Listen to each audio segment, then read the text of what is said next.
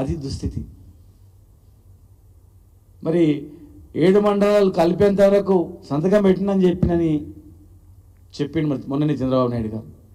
మరి పునరాలోచించి రేపు జరిగే మీటింగ్లో ఇరు రాష్ట్రాల వాళ్ళు శాశ్వతంగా ఉండాలంటే, పరిష్కారం మంచిగా ఉండాలంటే మరి కొన్ని అంశాలు ప్రస్తావించి ఆ 7 మండలాలు వెంటనే తిరిగి వచ్చేటట్లు ప్రపోజల్ మీరు కేంద్రానికి పంపాలని విజ్ఞప్తి చేస్తున్నాం. ఇమ్మీడియట్గా అట్లీస్ట్ ఆ రాముని దగ్గర పార్కింగ్ ప్లేస్ లేదు, డంపింగ్ యార్డ్ లేదు, కనీసం ఆ 7 ఊర్లన్నా ఇమ్మీడియట్గా కలిపి భద్రాచలాన్ని, ఆ దేవుని స్థలాన్ని కాపాడాలని చెప్పి మేము విజ్ఞప్తి చేస్తూ ఉన్నాం. ఈరోజు మేము ఏమిట్లో వాటర్ అడగట్లేదు. ఈరోజు తిరుపతిలో 36% మంది భక్తులు, 36% భక్తులు తెలంగాణ భక్తులే. అంటే ఒక దేవాలయ ఆదాయం వచ్చేటువంటి ఆంధ్రప్రదేశ్లోనే అత్యధిక ఆదాయం వచ్చినటువంటి ఆ దేవుడు తిరుపతి దేవుని దగ్గర 36% భక్తులు ఇక్కడి నుంచి ఉన్నారంటే మరి మాకు వాటా కావాలి, మేము అడగల.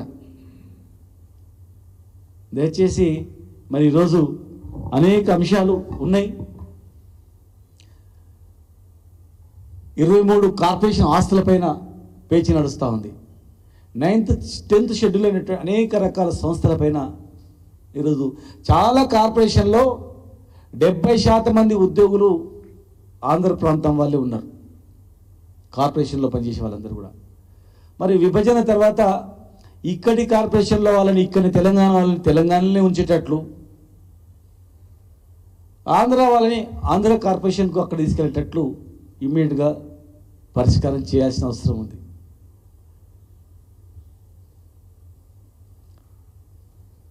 విద్యుత్ ప్రాజెక్టు లోయర్ సీలేర్ ప్రాజెక్టు పోయింది.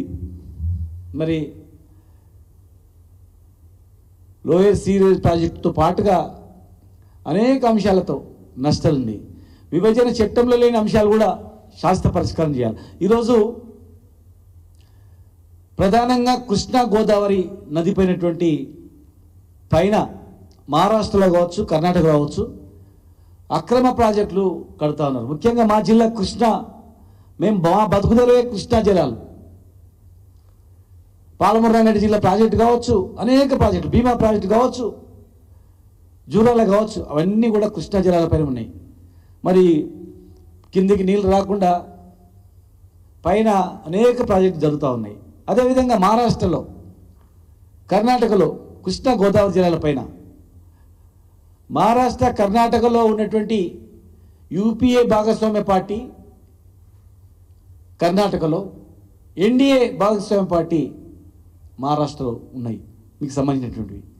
మరి ఇరు రాష్ట్రాల్లో ముఖ్యమంత్రులు కలిసి 2 రాష్ట్రాల్లో ప్రధానమైన జీవనదులైనటువంటి కృష్ణా గోదావరి జలాల పైన కర్ణాటకలో, మహారాష్ట్రలో కడుతున్న ప్రాజెక్టులపైన దృష్టి పెట్టి మీరిద్దరు కూడా కేంద్రంలో ఒత్తిడి తీసుకొచ్చి, ఒత్తిడి కూడా అవసరం లేదని కూడా చంద్రబాబు నాయుడు గారు చెప్పిందంటే ఈరోజు ఏ పనైనా అది అయిపోతుంది. ఇమ్మీడియట్గా అవి 2 రాష్ట్రాలు కూడా నష్టపోయేటువంటివి కనుక ఈ 2 రాష్ట్రాలు మనం కలిసి గట్టిగా మీరు కొట్లాడితే పైన అక్రమ ప్రాజెక్టులు ఆగిపోతాయి, మళ్ళీ మనకు నష్టం జరగదు. ఇంకా అనేక ప్రాజెక్టు ప్రపోజల్స్ వస్తూ ఉన్నాయి కనుక మీరిద్దరూ దాని మీద దృష్టి పెట్టి కాపాడాలని చెప్పి కూడా మేము విజ్ఞప్తి చేస్తూ ఉన్నాం.